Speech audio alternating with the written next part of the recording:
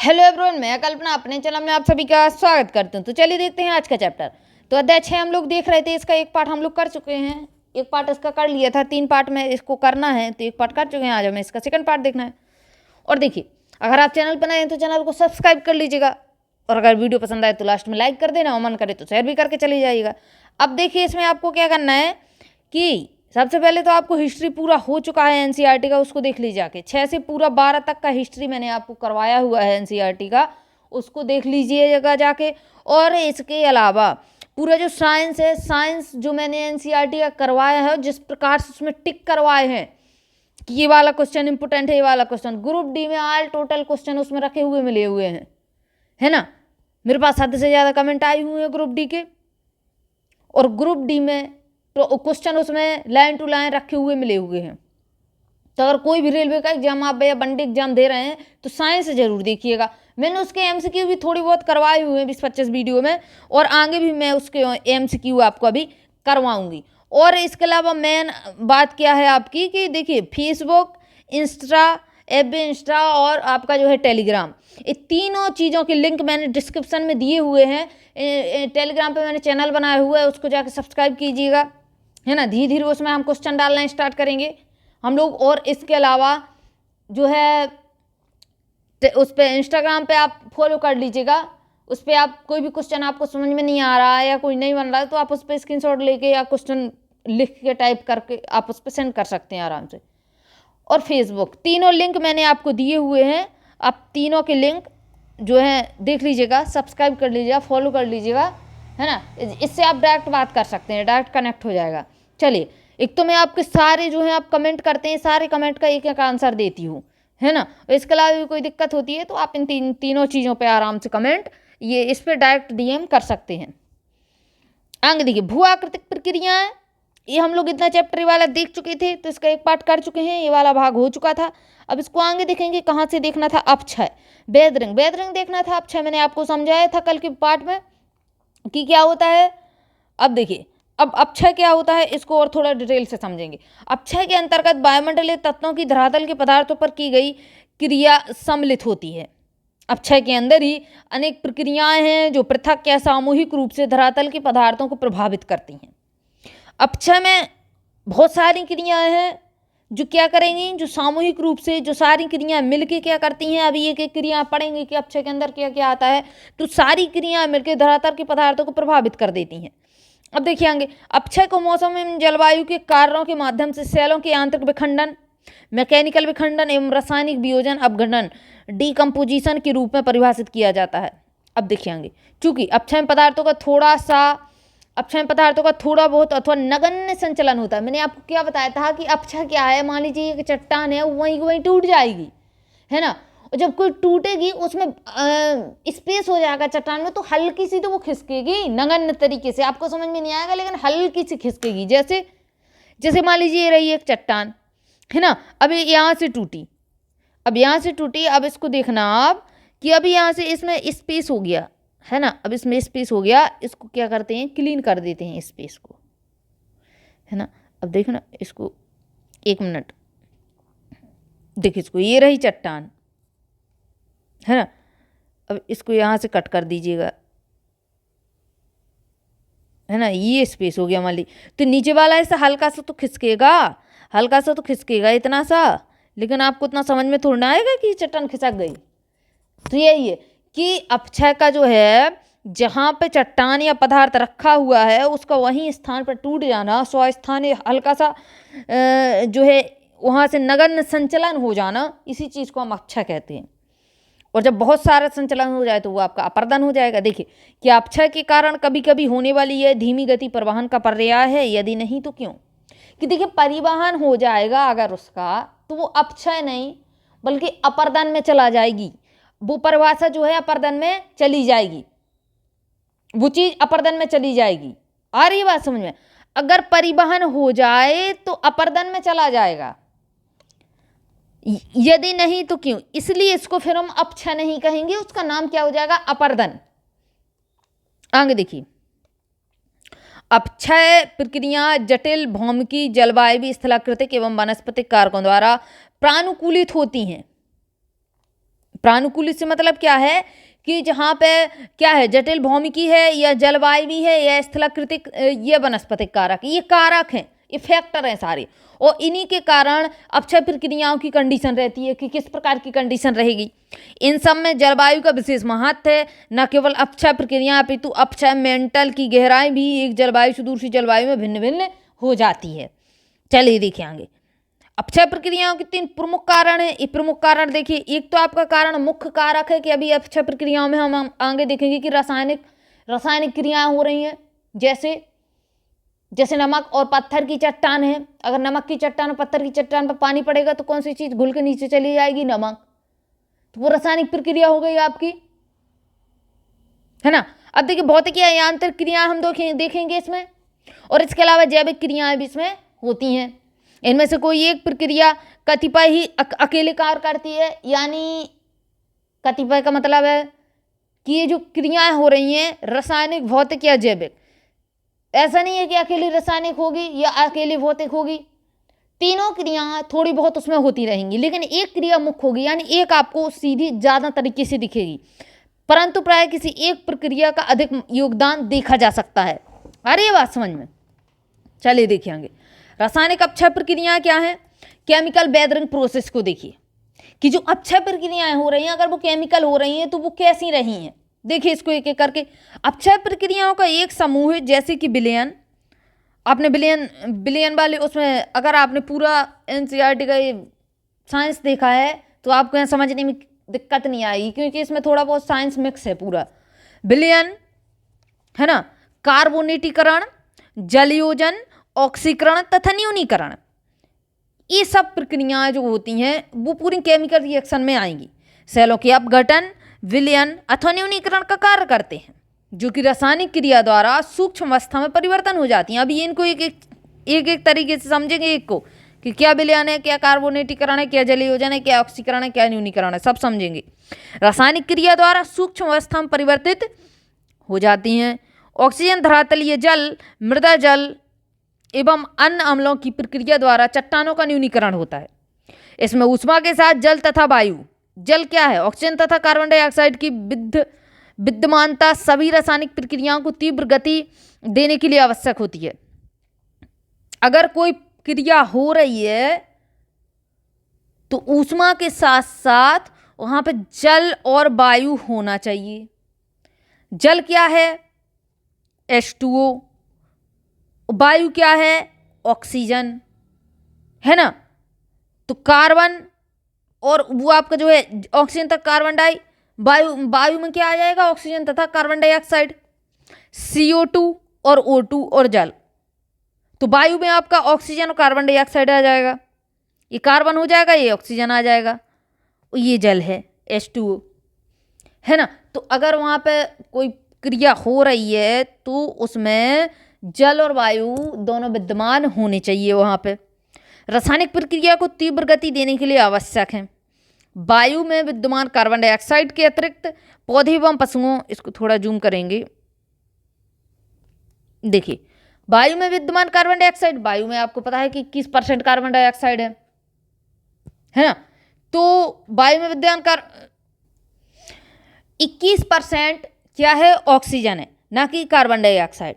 तो 21% आपकी वायु में ऑक्सीजन रहती है ना। और क्या रहता है, तो अगर कार्बन डाइऑक्साइड की बात करें तो 0.03% रहती है। आगे देखिएगा, तो ये दोनों कार्बन डाइऑक्साइड और जो है कार्बन डाइऑक्साइड और ऑक्सीजन मिल जाती है वायु में। और या इधर पे क्या है कि विद्यमान कार्बन डाइऑक्साइड के पौधे एवं पशुओं का अपघटन भूमिगत कार्बन डाइऑक्साइड की मात्रा को बढ़ा देता है। तो कार्बन डाइऑक्साइड भूमि में भी होती है।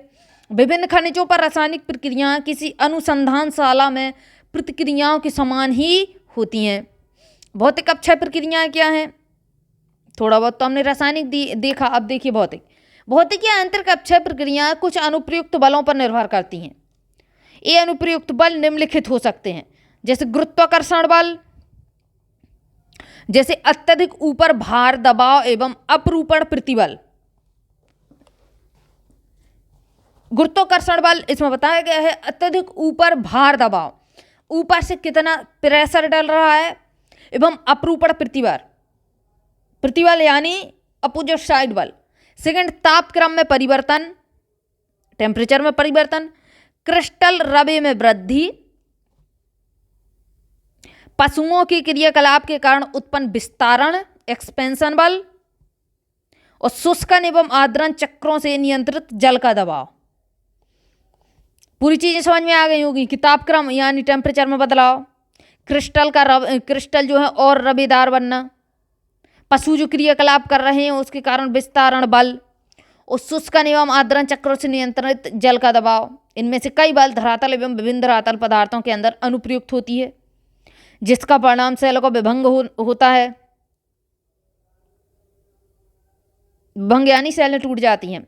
भौतिक अपक्षय प्रक्रियाओं में अधिकांश तापीय विस्तारण एवं दबाव से निर्मुक्त होने के कारण होता है।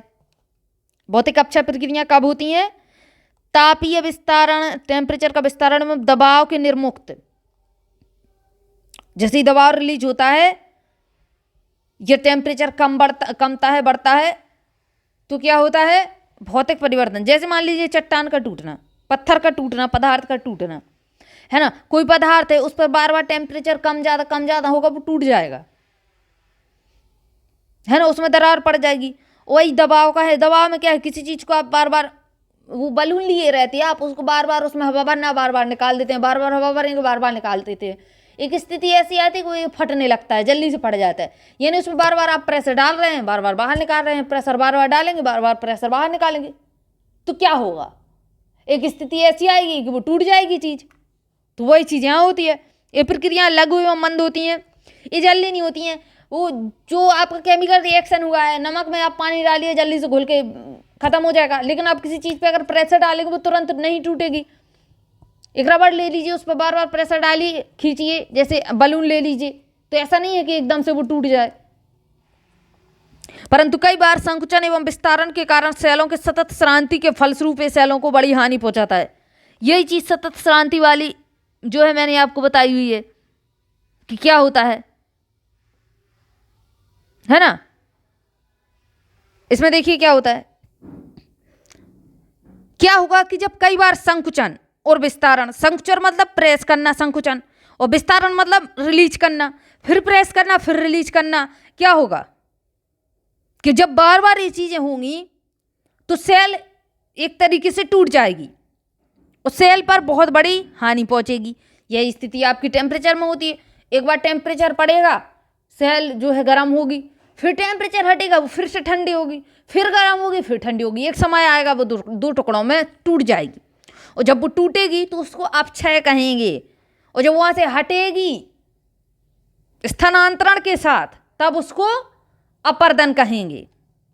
चलिए आगे, जैविक कार्य एवं अपक्षय।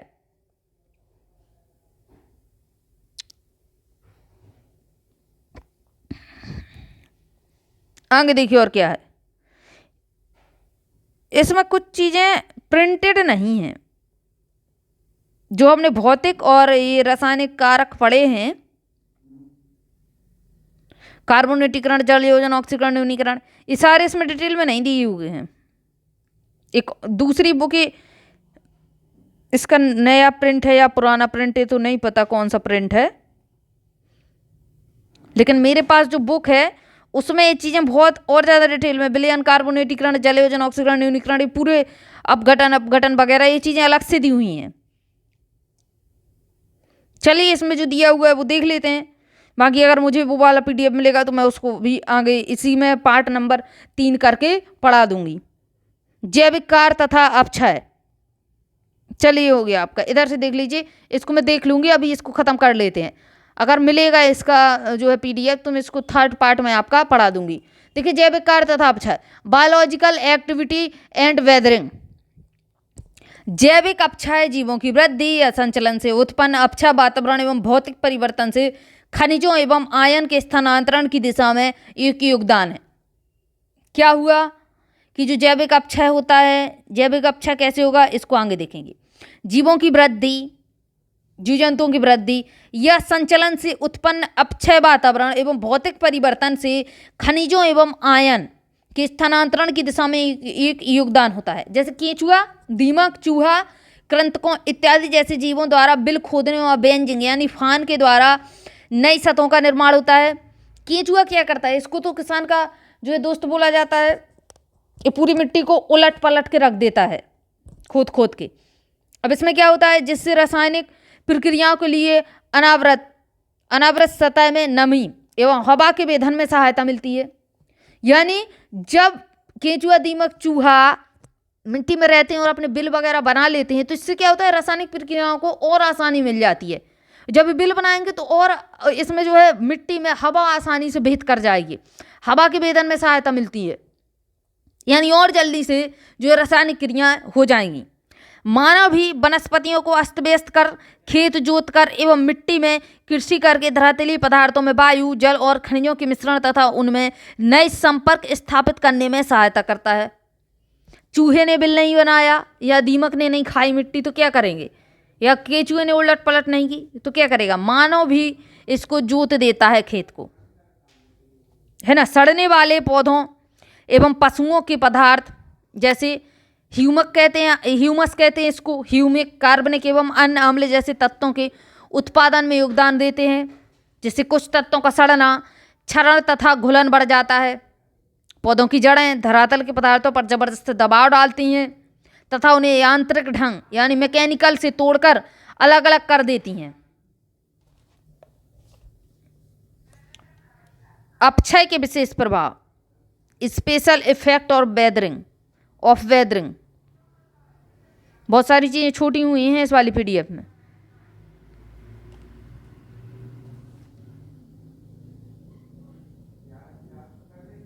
वही चीजें छूट गई कि केमिकल और भौतिक जो इसमें बताए गए हैं वो चीजें डिटेल में दी हुई हैं एक पीडीएफ में, ठीक है। अगर वो मिल जाएगी तो पार्ट 3 में मैं आपको करवा दूंगी। चलिए अब इसमें जो दिया हुआ है उसको पढ़ लेते हैं। अपक्षय का विशेष प्रभाव, स्पेशल इफेक्ट ऑफ वेदरिंग। अपस्खलन, देखिए इसकी व्याख्या पहले ही भौतिक अपक्षय प्रक्रियाओं में तापीय संकुचन मीन्स होता है सिकुड़ना एवं फैलाव, तथा लवण अपक्षय के अंतर्गत की जा चुकी हैं। अपस्खलन एक परिणाम है, प्रक्रिया नहीं, इस चीज को याद रखिएगा। ये कोई प्रक्रिया नहीं है, ये परिणाम है, रिजल्ट है। सेल या आधार क्षेत्र के ऊपर से मोटे तौर पर घुमावदार चट्टान के रूप में उत्खंडित या पत्रकन होता है। जैसे देखिए इस प्रकार से बनेगा, ठीक है, इस प्रकार से बनेगा। अब इसकी जो ऊपरी परत है, ये छिल जाएगी, हट जाएगी। और जब ये परत हट जाएगी तो इसमें क्या होगा, इसको कहते हैं, इसका मतलब इसके ऊपर की खाल उतर जाएगी तो उसको कहते हैं अपस्खलन, है ना। तो ये क्या है, परिणाम है ना कि प्रक्रिया। सेल या आधार क्षेत्र के ऊपर से मोटे तौर पर घुमावदार चट्टान के रूप में उत्खंडित या पत्रकन होता है, जिसके परिणाम स्वरूप चिकनी एवं गोल सतह का निर्माण होता है। ऊपर का भाग हट गया, ऊपर की खाल उतर गई, अब क्या है, चिकनी तरीके की गोल चट्टान निकल आएगी। अपस्खलन अभारितकरण एवं तापक्रम परिवर्तन द्वारा प्रेरित फैलाव एवं संकुचन के कारण भी होता है। अपस्खलित गुम्मद एवं टार्स क्रमशः आभारितकरण एवं तापीय संकुचन से उत्पन्न होता है। आभारितकरण क्या है, भार उतर जाना, है ना, अनलोडिंग, भार उतर जाना। अपक्षय का महत्व, सिग्निफिकेशन ऑफ वेदरिंग क्या है। अपक्षय प्रक्रिया सेलों को छोटे छोटे टुकड़ों में तोड़ने तथा न केवल आवरण प्रस्तर एवं मृदा निर्माण के लिए मार्ग प्रस्तुत करते हैं, अपितु अपर्दन एवं बृहद संचलन के लिए भी उत्तरदायी होते हैं।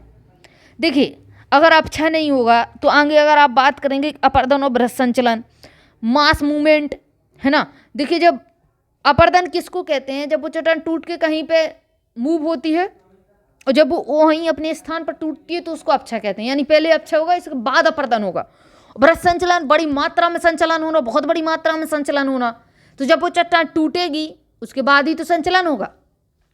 आ रही बात समझ में। जैव मात्रा एवं जैव विविधता प्रमुखता वनों यानी वनस्पति की देन है, तथा वन अपक्षयी प्रवार वैद्रिगमेंटल की गहराई पर निर्भर करता है। अपक्षयी प्रवार की गहराई पर निर्भर करता है। यदि सैलों का अपक्षय ना हो तो अपर्दन का कोई महत्व नहीं होता है। अपर्दन का क्या महत्व होगा? पहले अपक्षय होगा फिर ही तो अपर्दन होगा। इसका अर्थ है कि अपक्षय बृहत क्षरण अपर्दन उच्चावच के लघुकरण में सहायता करता है। अपक्षय क्या करता है? बृहत क्षरण के या अपर्दन या उच्चावच के लघुकरण में सहायता कर देता है।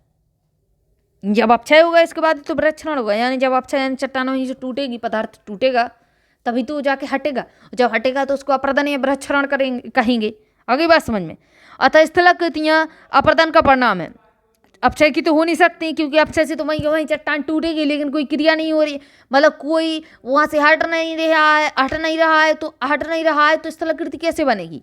स्थल पर आकृति कैसे बनेगी दूसरी? वो तो जो कि तो अपने आकृति में रहेगा।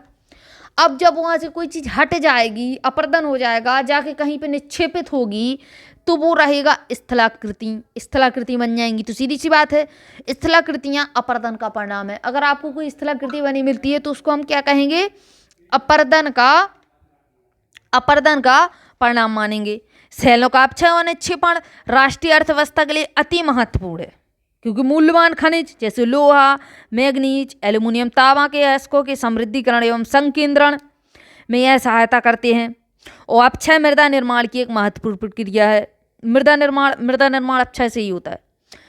जब सैलों का अपक्षय होता है तो कुछ पदार्थ भूमिगत जल द्वारा, इसको देखिए ध्यान से, कि जब सैलों का अपक्षय हो रहा है तो कुछ ऐसा पदार्थ जो पानी में घुल जाए तो वो क्या करता है? वो पानी में घुल के भूमि के नीचे चला जाता है, यानी रासायनिक क्रिया कर लेता है और भौतिक निच्छालन के माध्यम से स्थानांतरित हो जाते हैं। अब भौतिक निच्छालन क्या है? निच्छालन मतलब जैसे मान लीजिए कोई पदार्थ पानी में घुला और वो मिट्टी में नीचे की साइड चला गया, तो वो घुला तो उस वो रासायनिक क्रिया हो गई। जब वो नीचे की साइड चला गया, मिट्टी में भूमिगत हो गया, तो क्या कहा जाएगा उसको? वो निच्छालित हो गया नीचे की साइड। आ रही बात समझ में? मिट्टी वाले चैप्टर में मैंने आपको ये चीज बताई थी। तथा शेष बहुमूल पदार्थों का संकेंद्रण हो जाता है। और कुछ ऐसे पदार्थ, अब देखिए मान लीजिए तांबा नमक का घोल है, या मतलब इस प्रकार से आप बोल सकते हो, तो तांबा तो पानी में घुलेगा नहीं, है ना, तो तांबा ऊपर रह जाएगा, पानी में नमक नीचे घुल के चला जाएगा। मतलब नॉर्मल एग्जाम्पल है आपका। तो और जो शेष और बहुमूल पदार्थ होते हैं वो रह जाते हैं, वहाँ पे केंद्रित हो जाते हैं।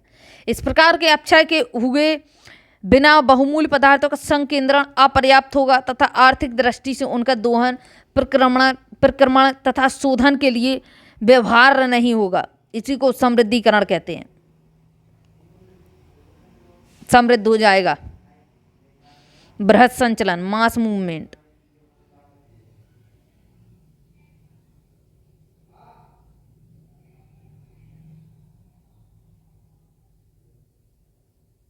चलिए देखिए यहां से, बृहत संचलन, मास मूवमेंट। बृहत संचलन के अंतर्गत भी सभी संचलन आते हैं। कौन कौन से? बृहत संचलन मतलब बहुत बड़ी मात्रा में संचलन होना, जिनमें सैलों का बृहद मलबा यानी बहुत बड़ी मात्रा में इसका डेब्रिस गुरुत्वाकर्षण के सीधे प्रभाव के कारण ढाल के अनुरूप स्थानांतरित होता है। इसका तात्पर्य है कि वायु, जल, हिम ही अपने साथ एक स्थान से दूसरे स्थान तक मलबा नहीं ढोते, अपितु मलबा भी अपने साथ वायु, जल तथा हिम को ले जाते हैं। मतलब एक दूसरे का साथ देते हैं। फिर से समझिएगा इसको, कि बृहत संचलन के अंतर्गत वे सभी संचलन आते हैं। कौन कौन से संचलन आते हैं? ये क्या करता है? गुरुत्वाकर्षण बल के कारण मलबा भी लुढ़क जाएगा नीचे की साइड, और जो है वायु, जल और हिम को भी ये साथ ले जाएगा। जरूरी नहीं कि हिम पिघले तभी वो मलबे को साथ ले जाए। बात समझ में आ रही है? यानी एक दूसरे की सहायता करते हैं। लेकिन इसमें क्या है कि मुख्य रूप से गुरुत्वाकर्षण बल यहाँ पे होना चाहिए और ढाल होगी, तभी वो उधर से जो है ढलान के थ्रू उधर से लुढ़केगा। क्या होता है? बृहद मलबा यानी उसका डेब्रिस गुरुत्वाकर्षण के सीधे प्रभाव के कारण ढाल के अनुरूप, जहां ढाल है वहां ढाल के अनुरूप स्थानांतरित होता है।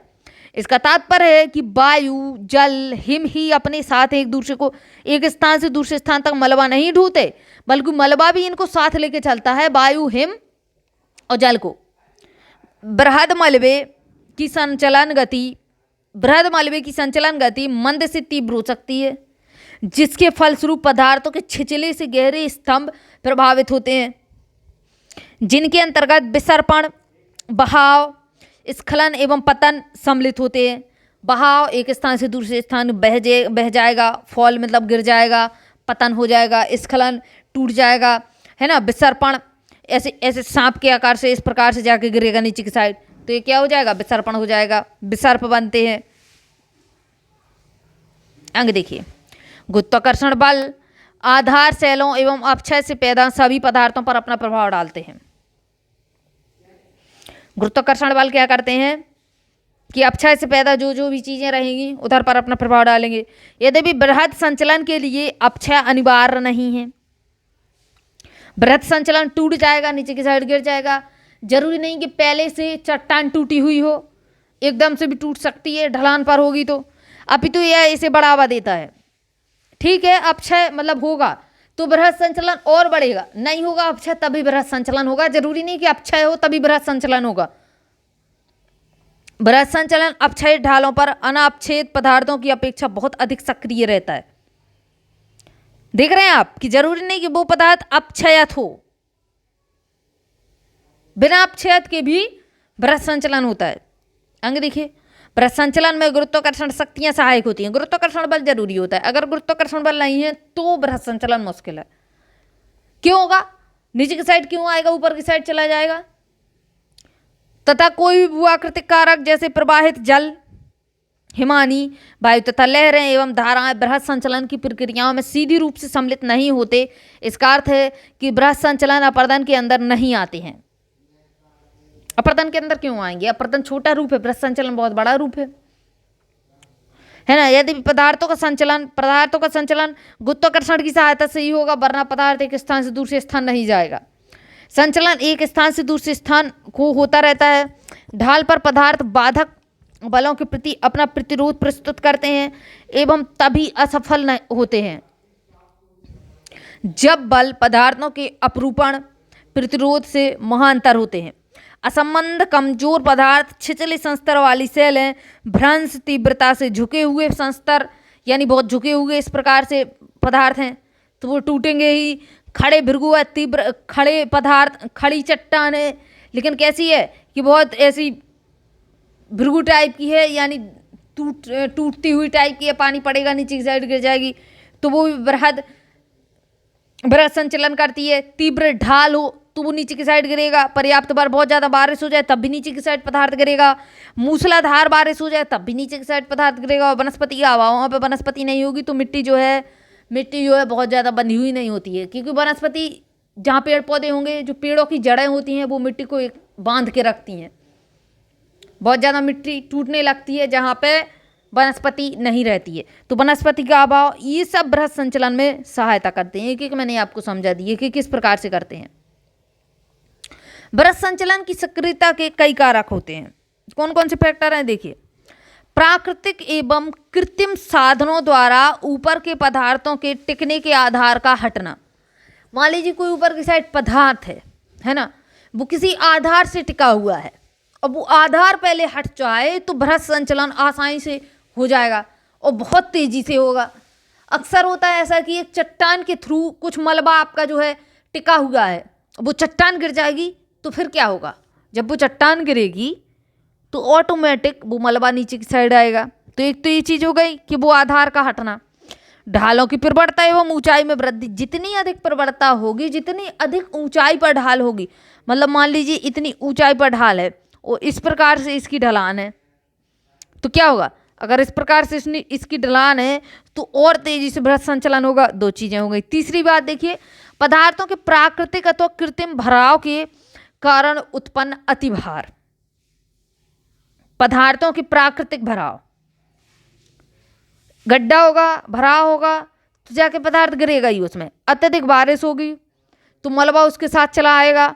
संतृप्ति एवं ढाल के पदार्थों के स्नेहक, यानी वहां पर चिकनाहटपन होगा, लुब्रिकेशन होगा, जिसको आप घर्षण कहते हैं, द्वारा उत्पन्न अतिभार।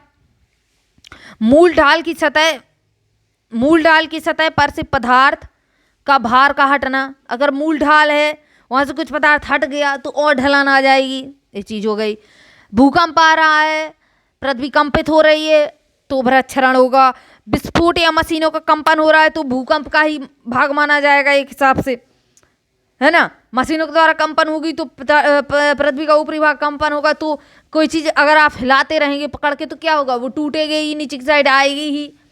अब अत्यधिक प्राकृतिक रिसाव, धीरे धीरे धीरे धीरे कहीं पे आपने देखा होगा कि पानी रिश्ता चला जाएगा तो एक समय क्या आएगा कि वहाँ से जो है पदार्थ टूटना स्टार्ट कर देगा, चट्टान टूटना स्टार्ट कर देगा, दीवार टूटना स्टार्ट कर देगी दीवार।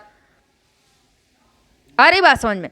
तो वो जो रिसाव हो रहा है थोड़ा थोड़ा, तो क्या होगा, वहाँ भी अत्यधिक वृक्षारोपण होगा।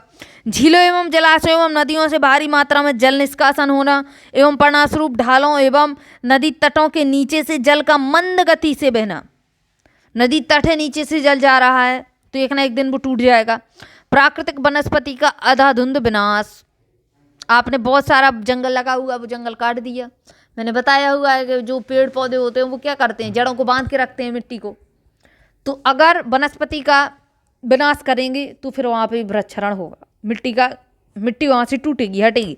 संचलन के निम्न 3 रूप हैं, कौन कौन से? अनुप्रस्थ विस्थापन, प्रवाह और स्खलन। अनुप्रस्थ विस्थापन, तुषार वृद्धि तथा अन्य कारणों से मृदा का अनुप्रस्थ विस्थापन। अनुप्रस्थ खड़ा इस प्रकार से विस्थापित होगा, है ना, और प्रवाह यानी बह जाएगा, और स्खलन यानी एकदम से टूट के नीचे की साइड आएगा। तीनों चीजें हो गई। तो ये संचलन के प्रकार हैं। लैंडस्लाइड देखिए, भूस्खलन देख ले। देखिए, भूस्खलन अपेक्षाकृत तीव्र एवं अवगम्य संचलन है। भूस्खलन जब होता है एकदम से टूट जाती है लैंड, है ना, तो बहुत तेजी से होता है। अवगम्य यानी दिखने वाला होता है, हमको दिखता है कि ये टूट चुकी है। इसमें स्खलित होने वाले पदार्थ, इसमें जो पदार्थ टूटते हैं वो अपेक्षित शुष्क होते हैं, यानी सूखे होते हैं। भूस्खलन यानी एकदम से भूमि का टूट जाना, ठीक है, पदार्थ का, चट्टान का टूट जाना एकदम से। लेकिन इसमें ये नहीं कि किस पानी से टूट रहा है, अगर पानी के साथ टूटेगा तो वो पानी वाला सिस्टम हो जाएगा। यानी ये कैसे होते हैं, शुष्क होते हैं। असंलग्न बृहद का आकार एवं आकृति, सेल में अनिरंतरता की प्रकृति, क्षरण का अंश तथा ढाल की ज्यामिति पर निर्भर करते हैं। इस वर्ग में पदार्थों के संचलन के प्रकार के आधार पर वर्ग में कई प्रकार के स्खलन पहचाने जा सकते हैं। देखिए कौन कौन से स्खलन है। ढाल जिस पर संचलन होता है, ढाल मिलेगी जिस पर पदार्थ लुढ़क के जाएगा, के संदर्भ में पश्चावर्तन यानी रोटेशन रहेगा, के साथ सेल मलबा की एक या कई इकाइयों से फिसलन, एकदम से फिसल जाएगा या लुढ़क के जाएगा यानी रोटेशन होगा, या स्लीपिंग यानी फिसलन होगा, को अवसर्पण कहते हैं। पृथ्वी के पिंड के पश्चावर्तन के बिना मलबा का तीव्र लोटन, बहुत तेजी से रोलिंग करना, या स्खलन, मलबा स्खलन कहलाता है। मलबा स्खलन में खड़े यानी वर्टिकल या प्रलंबी फलक यानी फेस से मिट्टी मलबा का प्रायः स्वतंत्र पतन होता है। संस्तर जोड़ या भ्रंश के नीचे पृथक सेल बृहद से के स्खलन को सेल स्खलन कहते हैं। तीव्र ढालों पर सेल स्खलन बहुत तीव्रता से होता है, विध्वंस तरीके से होता है। अब इसमें चित्र दिखाया गया उसको देख लेना। तीव्र ढाल पर भूस्खलन की खरोंचें दर्शाई गई हैं। तीव्र नदी संस्तरण तल जैसे अनिरंतरताओं के सहारे स्खलन एवं समतलीय पात के रूप में घटित होता है।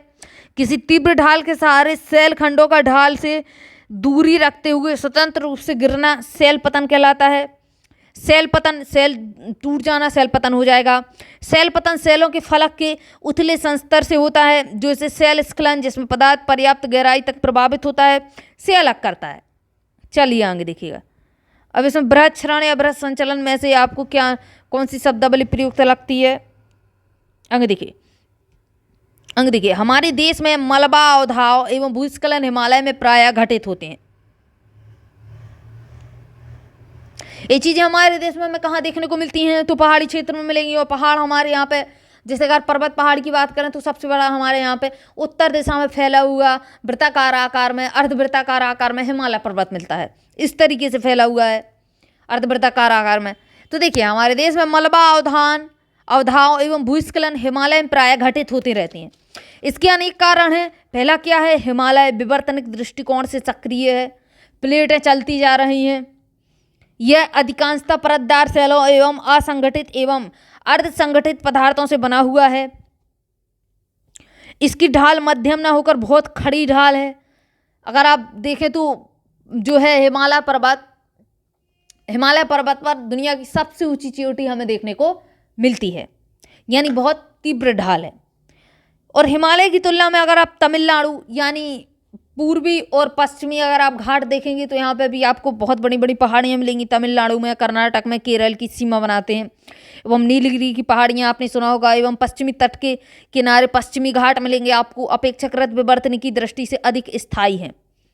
ये उतनी ऊंची नहीं है, ठीक है ना। ये पहाड़ियाँ जो आपकी दक्षिण साइड की पहाड़ियाँ हैं ज़्यादा ऊंची नहीं है, तो मतलब यानी अगर आप देखें कि स्थायी हैं, ज़्यादा इतनी ज़्यादा टूटती नहीं है। बहुत कठोर सेलों से निर्मित हैं ये वाले जो हैं, बहुत कठोर सेलों से निर्मित हैं, संगठित हैं बहुत ज़्यादा। परंतु अब भी इन पहाड़ियों में मलबा, उधाव एवं भूस्खलन होते रहते हैं, लेकिन कम मात्रा में होते हैं। यद्यपि उनकी बारंबारता उतनी नहीं है जितनी हिमालय में। हिमालय में बहुत ज़्यादा होता है, दक्षिण साइड कम होता है, क्योंकि पश्चिमी घाट एवं नीलगिरी में ढाल, खड़े भृगु एवं कगार के साथ तीव्रता है। तापक्रम में परिवर्तन एवं ताप परिसर के कारण यांत्रिक अपक्षय सुस्पष्ट होता है। वहाँ लघु अवधि में अधिक वर्षा होती है तथा इन स्थानों में भूस्खलन एवं मलबा अवधाव के साथ प्रायः सीधे शैल पतन होते हैं।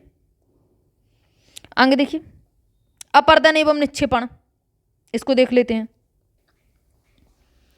अपर्दन एवं निक्षेपण, तो अपर्दन क्या होता है? इरोजन, और निक्षेपण डिपोजिशन। अब इंग्लिश के शब्द से साफ समझ में आता है इरोजन और डिपोजिशन। डिपोजिशन का क्या मतलब है? कहीं पे जाके किसी पदार्थ का डिपोजिट हो जाना, यानी वहाँ पे पदार्थ स्थापित हो जाना। और अपर्दन इरोजन यानी वहाँ से पदार्थ का टूटना। तो पहले तो अपर्दन होता है, और जब वो पदार्थ जाके कहीं पर रुक जाता है तो उसको निक्षेपण कहते हैं। जैसे गंगा नदी जब हिमालय से नीचे की साइड आती है तो अपने साथ कई प्रकार के पत्थर लेके आएगी तोड़ के, तो वो तो हो जाएगा आपका अपर्दन कि तोड़ के ला रही है। और जब समतल मैदान में ये आती है तो उसमें इतनी शक्ति नहीं बचती कि इन पत्थरों को साथ ले जाए। कहाँ तक? जहाँ पे इसको खाली होना है नदी को, यानी बंगाल की खाड़ी तक, है ना। तो जहाँ वो पत्थर छूट जाएंगे उसको हम कहते हैं निक्षेपण। तो अपर्दन और निक्षेपण समझ में आ गया होगा। अब इसको देखिए, इरोजन और डिपोजिशन हो गया। देखिए, अपर्दन के अंतर्गत सेलों के मलबे की अवाप्ति मतलब प्राप्त होता है, यानी मलबे को प्राप्त करना सेलों से एवं उनके परिवहन को सम्मिलित किया जाता है। अपर्दन में आ जाता है कि अपर्दन के अंतर्गत सेलों के मलबे को प्राप्त करने के साथ साथ उसको साथ ले जाना, परिवहन करवाना, और ये दोनों चीजें अपर्दन के अंतर्गत आती हैं। और सेल वहीं के वहीं टूट जाए तो क्या रहेगा? इसके बाद जब सेल वहीं के वहीं टूट के परिवहन करेगी तो अपर्दन आ जाएगा। पिंडाकार सेलें जब अपक्षय हो जाएगा, पिंडाकार सेलों में अपक्षय हुआ, वहीं के वहीं टूटी एवं अन्य क्रियाओं के कारण छोटे छोटे टुकड़ों में टूट जाती हैं, और जब टुकड़े पानी के साथ बह जाते हैं तो अपर्दन हो जाता है। तो अपर्दन के भू आकृतिक कारक जैसे कि प्रवाहित जल फैक्टर क्या है? अपर्दन के प्रवाहित जल, भौम जल, हिमानी, वायु, लहरें एवं धाराएं उनको एक स्थान से दूसरे स्थान तक परिवहन कराती हैं, जो कि इन कारकों के गत्यात्मक स्वरूप, यानी अब जैसे मान लीजिए जल है तो कहीं पे कुंड में भरा हुआ है तो उसका महत्व नहीं होगा अपर्दन में। इसका गत्यात्मक भाग चाहिए जल का, यानी बहता हुआ जल चाहिए, गति करता हुआ, गत्यात्मक स्वरूप पर निर्भर करते हैं। भू आकृतिक कारकों द्वारा परिवहन किया जाने वाले चट्टानी मलबे द्वारा अपघर्षण भी अपर्दन में पर्याप्त योगदान देता है। अपर्दन द्वारा उच्चावचन का निम्नीकरण होता है, अर्थात भूदृश्य विघर्षित होता है। जो भूमि का हमें जो दृश्य दिख रहा है वो घर्षित हो जाते हैं, यानी उसके ऊपर की खाल जो है हट जाती है। इसका तात्पर्य है कि अपक्षय अपर्दन में सहायक होता है। अपक्षय जो होता है वो अपर्दन को सहायता करता है, लेकिन अपक्षय अपर्दन के लिए अनिवार्य दशा नहीं है। देखिए, वो टूट जाना और जाके स्थानांतरित हो जाना, ये पूरी प्रक्रिया आपकी अपर्दन है। वहां पे अपक्षय नहीं होगा तब भी उसको अपर्दन बोलेंगे हम लोग, ठीक है। लेकिन अगर अपर्दन है वहां पे तो वहां पे अपक्षय जरूर होगा, तभी स्थानांतरित होगा पदार्थ। यानी अपक्षय अपर्दन में सहायता करता है और वो वहां पे परिभाषा देगा अपक्षय की जब अपर्दन होगा तो। लेकिन अगर अपर्दन होगा तो वहाँ पे अपक्षय जरूरी नहीं कि हो, इकट्ठा हो जाएगा। सेल टूट के स्थानांतरित हो जाए तो हम उसको पूरे को अपर्दन कह देंगे, लेकिन एक बार सेल टूटी तो वो अपक्षय होगा, इसके बाद स्थानांतरित हुई तो उस पूरी प्रक्रिया को अपर्दन कहेंगे। दोनों चीजें अलग है। अपक्षय, बृहत्क्षरण एवं अपर्दन निम्नीकरण की प्रक्रिया है। अपक्षय जरूरी है यहाँ पे। बृहत संचलन एवं अपर्दन में अंतर है। बृहत संचलन बहुत बड़ी मात्रा में होता है, अपर्दन बड़ी मात्रा में नहीं होता है। और बृहत संचलन में सेल मलबा, चाहे वह शुष्क हो या नम, गुरुत्वाकर्षण के कारण स्वयं आधार तल पर जाते हैं, चले जाएंगे स्वयं आधार तल पे। जरूरी नहीं कि इनको बहता हुआ जल लगे या फिर हिमानी लगे या फिर लहरें लगे, लेकिन उसमें अपर्दन में ये चीजें होती हैं। बृहत संचलन में गुरुत्वाकर्षण जरूरी रहता है और तीव्र ढलान होगी तो नीचे की साइड ढुढ़क के आ जाएगा। परंतु प्रवाहशील जल, हिमानी लहरें और धाराएं तथा वायु निलंबित मलबे को नहीं ढोते हैं। आ गई बात समझ में? यानी बृहत संचलन होगा तो वहां पर गुरुत्वाकर्षण जरूरी है, लेकिन अगर अपर्दन होगा तो वहां पे ये चीजें जरूरी हैं, है ना। इसको कलर इसका ब्लू कर लेते हैं। देखिए, वस्तुतः यह अपर्दन नहीं है, इसको हम अपर्दन नहीं कहेंगे। जब गुरुत्वाकर्षण के कारण इसको बृहत संचलन कहेंगे। जो धरातल में होने वाले अनवरत मीन्स लगातार परिवर्तन के लिए उत्तरदायी है। जैसा कि चित्र संख्या में दिखाए, देख लीजिए इसको। अपर्दन एवं परिवहन जैसी अनाच्छादन प्रक्रिया गतिज ऊर्जा द्वारा नियंत्रित होती हैं। गतिज ऊर्जा यानी किसी चीज का गति करना, गतिज ऊर्जा होती है उसमें।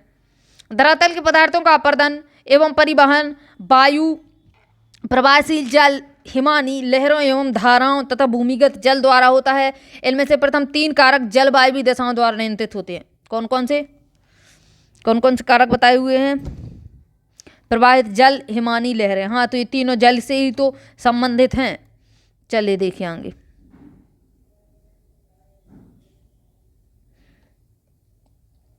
देखिए, अपर्दन के 2 अन्य कारक क्या हैं? लहरों एवं धाराओं तथा भूमिगत जल का कार्य जलवायु द्वारा नियंत्रित नहीं होता है। लहरें थल एवं जलमंडल के अंतःपृष्ठ, तटीय प्रदेश में कार्य करती हैं। लहरें कहाँ आएंगी? लहरें आपकी तट प्रदेश में ही तो आएंगी। मान लीजिए थार का मरुस्थल, वहां पर आपको लहरें मिल जाएंगी क्या? वहां पे आपको वायु मिलेगी, है ना। जबकि भूमिगत जल का कार्य प्रमुखता किसी क्षेत्र को आकस्मिक लिथोलॉजिकल विशेषताओं द्वारा निर्धारित होता है। यदि शैलें परागम्य, घुलनशील एवं जल प्राप्त हैं तो केवल काष्ठ यानी चूनाकृत आकृतियों का निर्माण होता है। अगले अध्याय में हम अपर्दन के कारकों द्वारा निर्मित भू आकृतियों का विवरण प्रस्तुत करेंगे। निक्षेपण अपर्दन का परिणाम होता है। निक्षेपण कब होगा? जब अपर्दन होगा। अपर्दन प्रक्रिया हो रही है और निक्षेपण वो उसका रिजल्ट मिल जाता है कि हाँ भाई ये हुआ है। इसको आप इस प्रकार से भी कह सकते हैं कि अपर्दन एक प्रक्रिया है और निक्षेपण एक परिणाम है यानी रिजल्ट है। ढाल में कमी के कारण जब अपर्दन के कारकों के वेग में कमी आ जाती है तो परिणामतः अवसादों का निक्षेपण प्रारंभ हो जाता है। जैसे ही ढाल में कमी आएगी तो पदार्थ निक्षेपित होने लगेगा तो क्या है? अवसादों का निक्षेपण हो गया। दूसरे शब्दों में निक्षेपण वस्तुतः किसी कारक का कार्य नहीं होता है। यहाँ पे कोई कारक नहीं लगेगा पदार्थ का निक्षेपण हो जाना, कोई कारक नहीं लगेगा कि भाई जल के द्वारा निक्षेपित हुआ। वो तो आया है जल के द्वारा, तो वो आपकी चीज अपर्दन में जाएगी। पहले स्थूल, सबसे पहले बड़े स्थूल मतलब होता है बड़ा। पहले बड़ी बड़ी चट्टान निक्षेपित होगी यानी बड़ा पदार्थ निक्षेपित होगा। इसके बाद सूक्ष्म पदार्थ निक्षेपित होगा, डिपोजिट होगा, है ना। निक्षेपण से निम्न भूभाग भर जाते हैं। जब कहीं पे गड्ढा होगा वहां पे पत्थर आके रुक जाएगा तो वो गड्ढे भरने स्टार्ट हो जाएंगे। वहीं अपर्दन के कारण जैसे वायु प्रवाह जल, हिमानी वायु, लहरें, धाराएं, भूमिगत जल इत्यादि तल्लोचन अथवा निक्षेपण के कारण कारक के रूप में भी कार्य करने लगते हैं। चलिए देखेंगे अपर्दन एवं निक्षेपण के कारण धरातल पर क्या होता है। देखिए, अपर्दन के कारण क्या होता है? गड्ढे हो जाएंगे। निक्षेपण के कारण भूमि जो उठी हुई है वो टूट जाएगी। और निक्षेपण के कारण क्या होगा? या तो पर्वत मतलब धीरे धीरे क्या होगा? ढेर बन जाएगा, बड़ा सा ऐसा इस प्रकार से बनेगा, है ना। या फिर क्या होगा? गर्त है, गड्ढा है, वो भर जाएगा, समतल आ जाएगा, तो ये निक्षेपण हो जाएगा। ये निक्षेपण के रिजल्ट मिलेंगे आपको इस प्रकार के। देखेंगे इसका विवेचन अगले अध्याय भूआकृतिक एवं उनका उद्भव इवोल्यूशन में विस्तृत रूप से कर लेंगे। वैसे तो मैंने थोड़ा बहुत बता दिया।